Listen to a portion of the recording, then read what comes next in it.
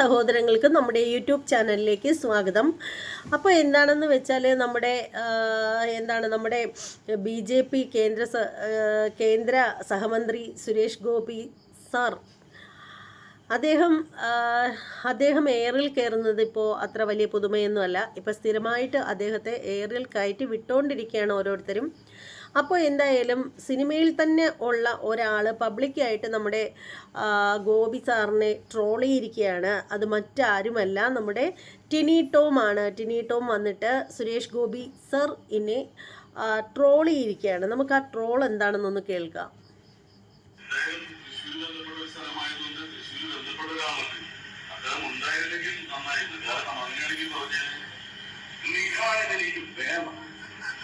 നിങ്ങളതെനിക്ക് തരണം. അങ്ങനെ പറഞ്ഞിട്ട് അത് പിന്നുകാലത്തെ നിങ്ങളൊക്കെ ആരാ മാറ്റണോ? എനിക്ക് ജനങ്ങളോടെ പറയാനുള്ളൂ, നിങ്ങളോടൊന്നുമില്ല. ഈ പള്ളിയിലൊക്കെ കുരിശൊക്കെ പിടിച്ചിട്ടുണ്ടെന്ന് പറയാം. അപ്പൊ അങ്ങനെയാണത് സാധനം. തൃശ്ശൂർ ബന്ധപ്പെട്ട സ്ഥലമായതുകൊണ്ട് തൃശ്ശൂർ ബന്ധപ്പെട്ട ഒരാളുണ്ട്. അദ്ദേഹം ഉണ്ടായിരുന്നെങ്കിൽ നന്നായിരുന്നു. കാരണം അങ്ങനെയാണെങ്കിൽ പറഞ്ഞാൽ നിങ്ങളതെനിക്ക് വേണം, നിങ്ങളതെനിക്ക് തരണം. അങ്ങനെ പറഞ്ഞിട്ട് അത് പിന്നുകാലത്തെ മുകളിൽ നിങ്ങളൊക്കെ സുരേഷ് ഗോപി ട്രോളാണ്. നിഹാലിനെ എനിക്ക് വേണം, നിങ്ങൾ എനിക്കത് തരണം, അല്ലെങ്കിൽ ഞാനത് എടുക്കുവാന്നൊക്കെയുള്ള പുള്ളിക്കാരൻ്റെ ആ ഒരു ഡയലോഗാണ് പറയുന്നത്. എന്നിട്ട് പറയുവാണ്, അതായത് പിന്നെ ആ ഒരു സംസാരത്തിനെ പറ്റിയിട്ടാണ് മാധ്യമങ്ങളോട് തട്ടിക്കയറി ആ ഒരു സംഭവം ഉണ്ടല്ലോ. അപ്പോൾ അതാണ് പുള്ളിക്കാരൻ പറഞ്ഞു വെക്കുന്നത്. മാധ്യമങ്ങളോട് എനിക്ക് നിങ്ങളൊക്കെ ആരാ, നിങ്ങളെ എനിക്ക് കാണണ്ട എന്നൊക്കെ പുള്ളിക്കാരൻ പറഞ്ഞിട്ടുണ്ടായിരുന്നല്ലോ. നിങ്ങളൊക്കെ ആരാ എന്ന് പറഞ്ഞ ആ ഒരു സംഭവത്തെ എടുത്തിട്ടാണ് നമ്മുടെ ടിനി ടോം ട്രോളുന്നത്.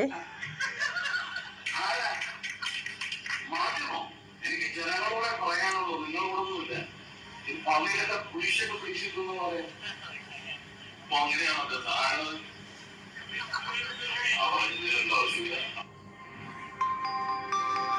ശരിക്കും പറയുകയാണെങ്കിൽ ആ മാധ്യമങ്ങളെ വിലക്കിയ ആ ഒരു സംഭവം ഉണ്ടല്ലോ, എനിക്ക് തോന്നുന്നു അദ്ദേഹം അങ്ങനെ ചെയ്തതിൻ്റെ കാരണമെന്ന് വെച്ചാൽ മറ്റൊന്നുമല്ല, ഈ മാധ്യമങ്ങളൊക്കെ എന്തെങ്കിലുമൊക്കെ ചോദിക്കുമ്പോൾ പുള്ളിക്കാരൻ പെട്ടെന്ന് വയലൻ്റ് ആവുന്നുണ്ട്. അപ്പോൾ വായിന്നൊക്കെ എന്തെങ്കിലുമൊക്കെ വീണ് കഴിഞ്ഞാൽ പിന്നെ അത് പിന്നീടൊരു പ്രശ്നമാക്കണ്ടെന്ന് കരുതിയിട്ടാവാം.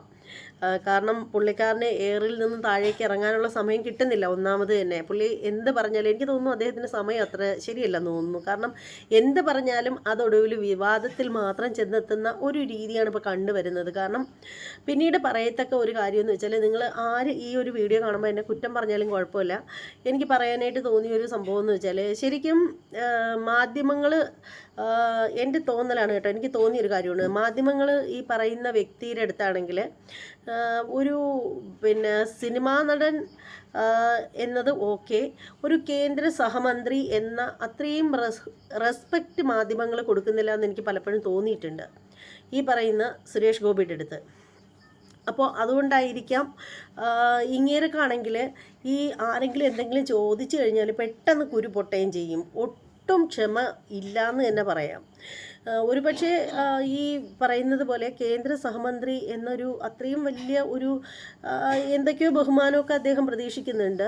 അദ്ദേഹം ചിന്തിക്കുന്ന അത്രയും ആ ഒരു രീതിയിൽ ആരും റെസ്പെക്റ്റ് ചെയ്യുന്നില്ല എന്നൊരു തോന്നൽ കൊണ്ടാവാം. എന്തായാലും കടക്ക് പുറത്ത് എന്ന് പണ്ടൊരിക്കൽ നമ്മുടെ മുഖ്യൻ പറഞ്ഞിട്ടുണ്ടായിരുന്നു. അതുപോലെയാണ് ഇദ്ദേഹവും പറഞ്ഞിരിക്കുന്നത്. നിങ്ങളൊക്കെ ആരാ, നിങ്ങളെയൊന്നും എനിക്കറിയില്ല. പണ്ട് നമ്മുടെ കവിയൂർ പൊന്നമ്മ എന്ന് പറയുന്ന നമ്മുടെ അമ്മ മനസ്സ്, നമ്മുടെ പൊന്നമ്മ, ആ അമ്മയാണെങ്കിൽ മിക്ക സിനിമകളിലും പറയുന്നൊരു ഡയലോഗുണ്ട്, ഉണ്ണി എനിക്ക് ഉണ്ണിയെ കാണണ്ട, എനിക്ക് പേടിയാ എന്ന് പറയുന്നൊരു സംഭവം പോലെയാണ് എനിക്കിത് തോന്നുന്നത്. എന്തായാലും നിങ്ങളൊക്കെ ആരാ, അദ്ദേഹത്തിന് മാധ്യമങ്ങളെ ഒന്നിനെയും തിരിച്ചറിയാൻ പറ്റുന്നില്ല എന്നാണ് തോന്നുന്നത്.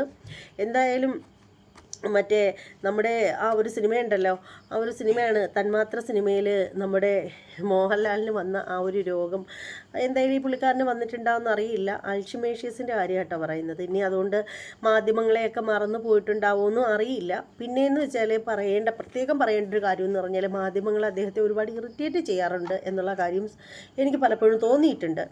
അത് മറ്റൊന്നുകൊണ്ടല്ല, അവർ കുറച്ചൊക്കെ ഇദ്ദേഹത്തിനെ ചൂട് പിടിപ്പിക്കുന്ന രീതിയിലൊക്കെ പക്ഷേ ഇപ്പോൾ മൈക്കൊക്കെ കൊണ്ടുവന്ന് അടുത്ത് ചെല്ലുക, ഒരുപാട് അങ്ങേർക്ക് നടക്കാനുള്ള ഒരു സ്പേസ് കൊടുക്കാത്ത രീതിയിൽ നിൽക്കുക, അങ്ങനെയൊക്കെയുള്ള സംഭവങ്ങളൊക്കെ ഉള്ളതായിട്ട് എനിക്ക് തോന്നിയിട്ടുണ്ട്. ഇങ്ങനെ പറയുമ്പോൾ പലരും വന്നിട്ട് പറയും, ഓ നീ ചാണകം ഊരുന്നോ എന്ന് ചോദിക്കും. അങ്ങനെ ചോദിക്കുന്നവരടുത്തൊന്നും പ്രത്യേകിച്ചൊന്നും പറയാനില്ല. എനിക്ക് തോന്നുന്ന കാര്യങ്ങൾ ഞാൻ ക്ലിയറായിട്ട് പറയും എന്നുള്ളത് മാത്രമേ ഉള്ളൂ, അല്ലാതെ പ്രത്യേകിച്ചൊന്നുമില്ല. സുരേഷ് ഗോപി എന്ന് പറയുന്ന ആ ഒരു മനുഷ്യനല്ല ഞങ്ങൾക്ക് അരി മേടിക്കാനായിട്ട് പൈസ കൊണ്ടു തരുന്നത്. അതുകൊണ്ട് തന്നെ അങ്ങേരെ താങ്ങി പറയേണ്ട ബാധ്യതയൊന്നും എനിക്കില്ല. പക്ഷേ അങ്ങനെ തോന്നിയിട്ടുണ്ട് പലപ്പോഴും. പക്ഷേ അങ്ങനെയാണെങ്കിൽ പോലും മാധ്യമങ്ങൾ സാധാരണയായിട്ട് മാധ്യമപ്രവർത്തകർ വന്നിരിക്കുന്ന ഹാളിൽ അവർ വന്ന് അവിടെ ഇരിക്കാൻ പാടില്ല, അല്ലെങ്കിൽ ആ കോമ്പൗണ്ടിൽ അവർ പ്രവേശിക്കാൻ പാടില്ല എന്നൊന്നും പറയാനായിട്ട് അദ്ദേഹത്തിന് ഒരു അധികാരവും ഇല്ല. ഇത്രയും നാളായിട്ട് എല്ലാ തരത്തിലുള്ള മന്ത്രിമാരും ഒക്കെ വന്ന് പോകുന്ന സ്ഥലമാണ് അവിടെ ഇതുപോലെ മാധ്യമ പ്രവർത്തകർ വന്ന് അവർക്ക് ഇരിക്കാനുള്ള ഒരു സ്വാതന്ത്ര്യമുള്ളൊരു സ്ഥലമാണ്. അപ്പോൾ ആ ഒരു സ്ഥലത്ത് വന്നിരിക്കരുത് എന്ന് പറയുമ്പോൾ ശരിക്കും അതൊരിത്തിരി അഹങ്കാരം കൂടിയാണ് എന്നും പറയാതിരിക്കാൻ പറ്റില്ല. അപ്പോൾ എന്തായാലും ഇതുപോലെയുള്ള എടുത്തുചാട്ടങ്ങളൊക്കെ കാണിക്കുന്നത് കൊണ്ട് തന്നെയാണ് ഇദ്ദേഹം ശരിക്കും ഏറിൽ കിടന്ന് കറങ്ങേണ്ട അവസ്ഥ വരുന്നത്. അതിനുശേഷം ഉള്ള ഒരു സംഭവം എന്ന് പറഞ്ഞാൽ മാധ്യമങ്ങൾ ചോദിക്കുന്ന ചോദ്യങ്ങൾക്കൊന്നും ഒന്നും മിണ്ടാണ്ട് പോകുന്ന ഒരു അവസ്ഥയാണ് നമ്മൾ കണ്ടത്. ശരിക്കും അവരോട് അവിടെ മാധ്യമപ്രവർത്തകരോട് അവിടെ വരണ്ട നിൽക്കണ്ട എന്ന് പറഞ്ഞതിനേക്കാളും ഏറ്റവും മനോഹരമായിട്ടുള്ളൊരു കാര്യമാണെങ്കിൽ ഇതുപോലെ അവരെന്തെങ്കിലും ചോദിച്ചതിന് മറുപടി പറയാൻ പാടില്ലായിരുന്നെങ്കിൽ പറയാതെ അങ്ങ് ഇരിക്കായിരുന്നു. പക്ഷേ അവരെ വിലക്കുന്നതാണ് ഇപ്പോൾ ഏറ്റവും കൂടുതൽ ചർച്ചയായി മാറിയ ഒരു സംഭവം എന്ന് വെച്ചാൽ, മാധ്യമപ്രവർത്തകർ ചോദ്യം ചോദിച്ചു, പറയാൻ മനസ്സിലെങ്കിൽ ഓക്കെ, മനസ്സില്ല പറഞ്ഞില്ല, അത്രയേ ഉള്ളൂ. പക്ഷേ അതുപോലെയല്ല അവരെ അവിടെ കയറ്റരുത്, അവരെ അവിടെ വരരുത് എന്നൊക്കെ പറയുന്നത്. ശരിക്കും ഇന്ന് സമൂഹത്തിൽ നടക്കുന്ന കൊള്ളയും കൊലപാതകങ്ങളും കാര്യങ്ങളെല്ലാം ക്ലിയറായിട്ട് നമ്മളിലേക്ക് എത്തുന്നുണ്ടെങ്കിൽ അത് മാധ്യമപ്രവർത്തകർ ഉള്ളത് കൊണ്ട് മാത്രമാണ്. അതിന് അവർക്ക് വലിയൊരു കയ്യടി കൊടുത്തേ പറ്റുള്ളൂ. ഇന്ന് പല തെളിയിക്കാതെ കിടക്കുന്ന പല സംഭവങ്ങളും തെളിഞ്ഞു വരുന്നുണ്ടെങ്കിലും ഈ മാധ്യമപ്രവർത്തകരുടെ പങ്ക് വളരെ വലുതാണ്. കാരണം അവരിങ്ങനെ അതേപ്പറ്റി പറഞ്ഞ് വീഡിയോകളും എല്ലാം ചെയ്ത് കുത്തിപ്പൊക്കി അത് പത്രത്തിലൂടെ ആയാലും ഓൺലൈൻ മാധ്യമങ്ങളായാലും ടി വിയിലൂടെ ആയാലും ഇങ്ങനെ നമ്മളിലേക്ക് എത്തിച്ചുകൊണ്ടിരിക്കുമ്പോഴത്തേക്കാണ് നമ്മൾ അതിനെ സപ്പോർട്ട് ചെയ്തു വരുന്നതും ഇത്തരം പ്രവൃത്തികളോട് റിയാക്ട് ചെയ്യുന്നതും.